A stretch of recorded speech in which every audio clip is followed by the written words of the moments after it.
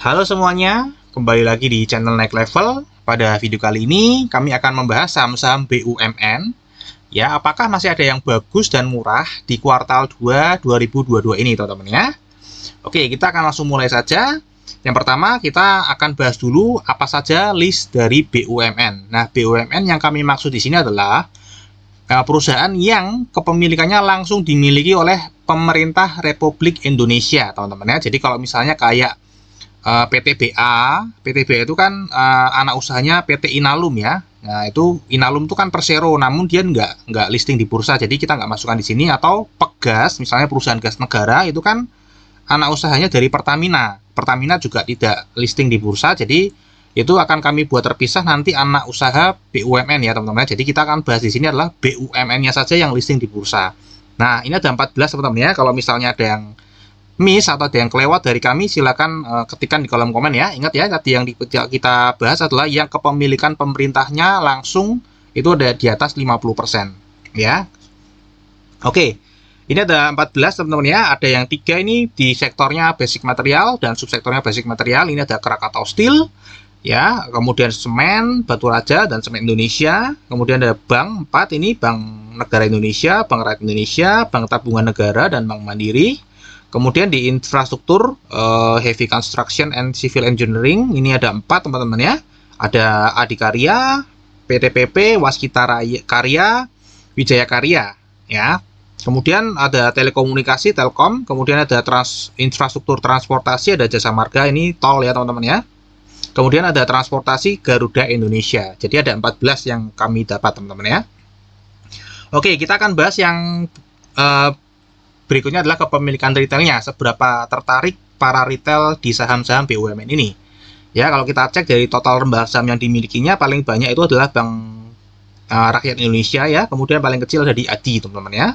Untuk kepemilikan masyarakatnya justru di ADI ini paling besar 49%. Kemudian paling kecil ada di Garuda. Ya, ini adalah total investor per bulan Juli gitu teman-teman ya, Juli 2022. Ya, ada sekian. Paling banyak itu yang paling menarik investor retail adalah di Bank BRI ya, 389680. Jadi ini paling menarik. Kemudian paling tidak menarik adalah SMBR ya teman-teman ya. Hanya 19.058 investor. Dan ini adalah kepemilikan lembar saham di individu lokal. Individu lokal itu ya tadi investor-investor seperti kita ya. Individu lokal justru yang paling banyak ini adalah di Adikarya nih ya. Jadi dari 49% ini 31%-nya dipegang oleh individu lokal nih teman-teman ya. Jadi nampaknya Adikarya ini kurang menarik di mata institusi gitu ya, karena yang paling banyak pegang adalah individu lokal. Nah, justru yang paling menarik institusi itu adalah Telkom nih ya, di mana kepemilikan individu lokalnya hanya 0,9% teman-teman ya. Dibandingkan 47,9%. Ya, jadi sangat kecil. Jadi Telkom ini kebanyakan dimiliki oleh institusi, terutama institusi asing teman-teman ya. Dan inilah rata-rata individu lokal pegang per sahamnya. Kalau kita kalikan dengan harga pada saat materi ini dibuat, itu harga closing bulan Juli ya, bulan Agustus, harga closing bulan Agustus itu kalau kita rata-ratakan teman-teman ya, jadi per orang individu lokal itu pegang dana sahamnya itu berapa di saham ini teman-teman ya. Ini kami paling banyak adalah di Bank Mandiri ya. Jadi di Bank Mandiri itu rata-rata per investor individu lokal seperti kita tuh pegang saham 77,1 juta. Jadi cukup paling tinggi teman-teman ya. Jadi orang-orang yang individu lokal yang duitnya besar-besar itu berani pegang saham Bank Mandiri teman-teman ya. Dan paling kecil adalah di Garuda nih. Jadi yang individu lokal yang modalnya kecil-kecil itu malah justru tertariknya di saham Garuda teman-teman ya. Oke, nah ini kita lihat kenapa kok banyak yang tertarik di Bank Mandiri teman-teman ya, yang duitnya tebel-tebel. Oke, kita akan masuk ke performance-nya teman-teman ya. Performance-nya ini kita akan lihat dari sisi pendapatan 2021 dan semester 1 2022 ini. Untuk Bank BDN yang di bold merah ini, Jasa Marga dan Garuda ini sampai hari ini, sampai video ini dibuat, belum menyampaikan laporan keuangan kuartal 2 teman-teman ya. Nah, nggak tahu nih, males-males sih ya. Oke, kita akan bahas ya dari sisi pendapatan dulu. Dari 14 ini yang paling banyak menyumbang pendapatan adalah Bank BRI teman-teman ya, 150 triliun per tahun. Dan kedua adalah Telkom. Ya, paling sedikit adalah SMBR ya. Makanya tadi SMBR kurang diminati ya oleh individu lokal. Ya, ini adalah pertumbuhan pendapatan selama 5 tahun ke belakang. Pertumbuhan per tahunannya, rata-rata per tahunnya. Ya, rata-rata hijau teman-teman ya, hanya ada 3 yang negatif teman-teman ya, yaitu Waskita. Negatif nih pertumbuhannya per tahunnya selalu turun 12,5%. Jasa Marga juga turun. Garuda apalagi ya, karena ini sedang ada masalah. Kemudian laba bersihnya itu ada 2 yang negatif teman-teman ya. Dari Waskita sama Garuda masih negatif ya.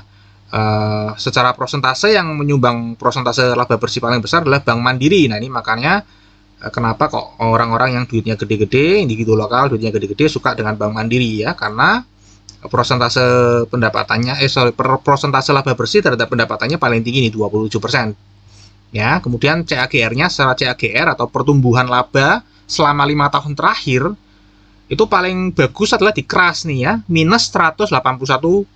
Artinya dia berhasil turnaround dari rugi ya, kemudian kerugiannya turun sebesar 181% sehingga menjadi laba. Ya, yang kedua adalah Bank Mandiri. Ya, setiap tahunnya naik 15,8% ya. Ini jauh lebih tinggi daripada Bank BRI, teman-teman ya. Oke, ini dari sisi 2021 dan 5 tahun CAGR 5 tahun ya, teman-teman ya. Nah, kalau kita cek di pendapatan semester 1 2022 ini itu yang turun, teman-teman ya. Dari semester 1 2021 kemarin adalah SMGR dan BPTN sama GIA. Namun ini BPTN sekali lagi baru laporan kuartal 1 teman-teman sama GIA. Jadi ini datanya belum valid 1 semester ya.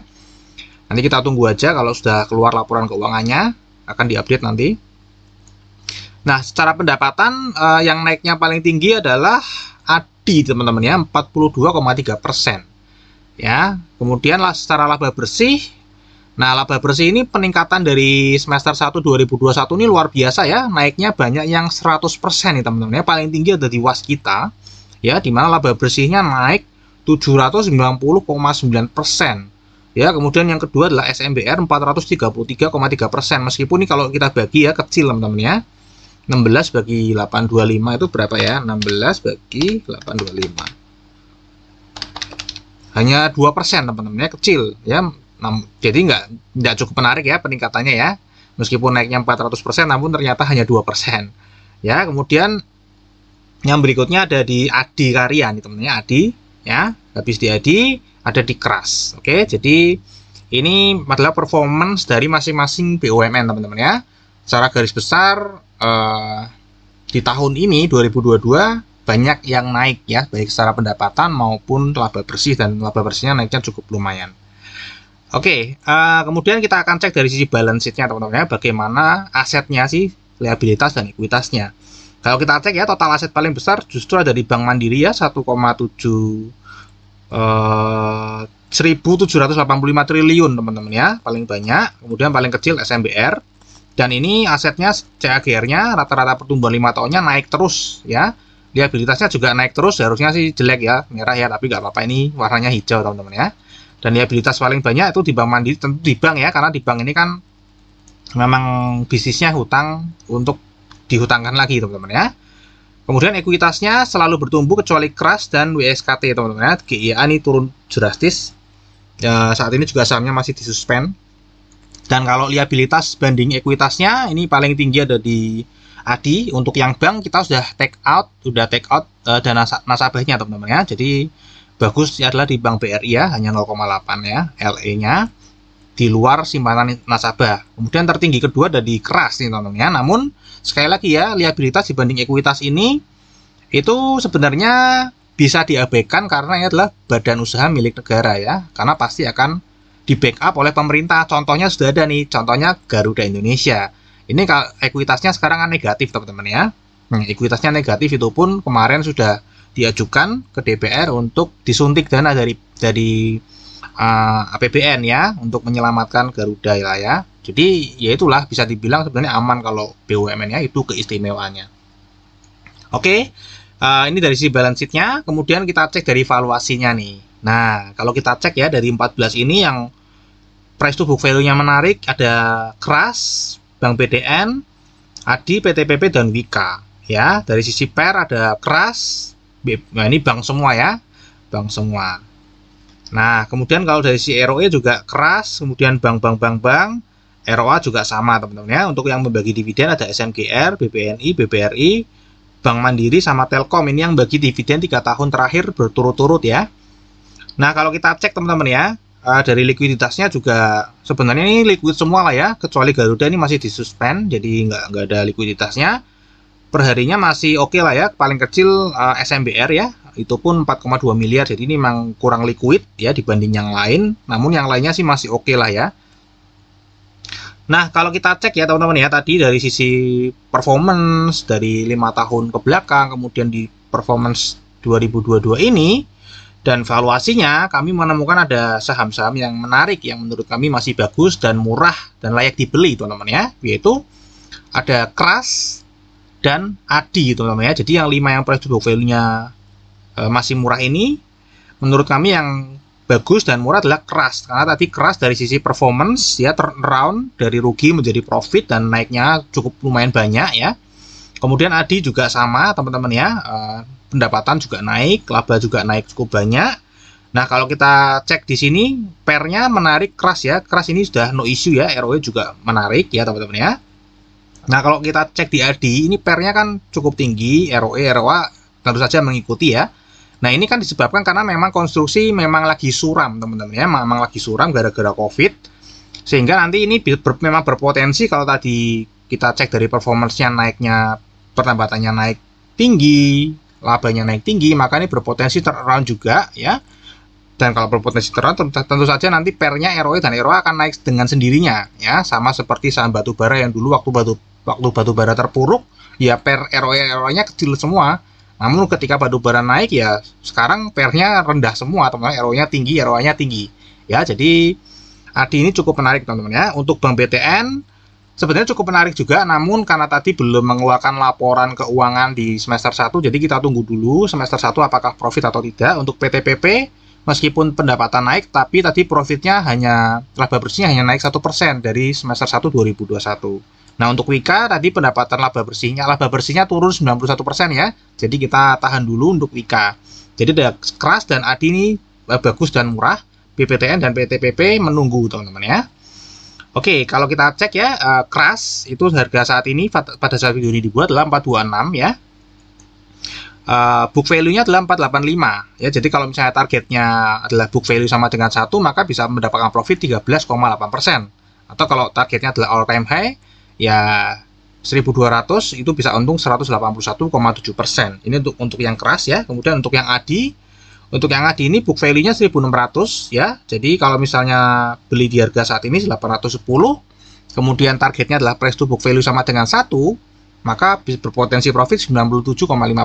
Kalau misalnya targetnya adalah all time high-nya dia, maka berpotensi mendapatkan profit 318,5%. Nah, ingat teman-teman ya, KRAS dan ADI ya semua BUMN ini udah pasti bisa dibilang aman teman-teman ya, karena pasti di backup sama pemerintah. Nah, tinggal tunggu naiknya saja, sebenarnya itu aja sih ya. Cuma kita nggak pernah tahu naiknya kapan ya, namun yang jelas ini resikonya rendah karena BUMN, namun potensinya lebih tinggi teman-teman ya.